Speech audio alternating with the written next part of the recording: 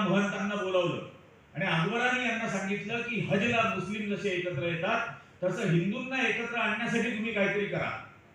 मग ते परत गेल्यानंतर काही दिवसांनी पुन्हा आले. दुसरं फरमान गेल्यावरती आल्यानंतर त्यांनी सांगितलं की ती अशी अशी पुराणात एक कथा आहे, समुद्र मंथन झालं, अमृत मिळालं, अमृताचा कुंभ घेऊन देव धावायला लागले.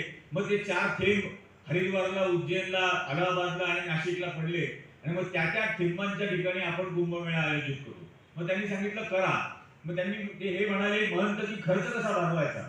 मग या 4ही ठिकाणी सम्राट अकबरांनी दानपत्र देऊन 2,500 एकर जमीन या आखाड्यांना दिली.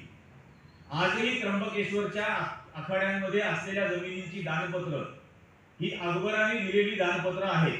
अलाहाबादला आयोजित केला. त्या कुंभमेळ्याला अकबराला निमंत्रण दिलं. पहिल्या कुंभमेळ्याच्या उद्घाटनाला सम्राट अकबर हजर राहिला. त्यांनी स्नान केलं. म्हणून पहिलं स्नान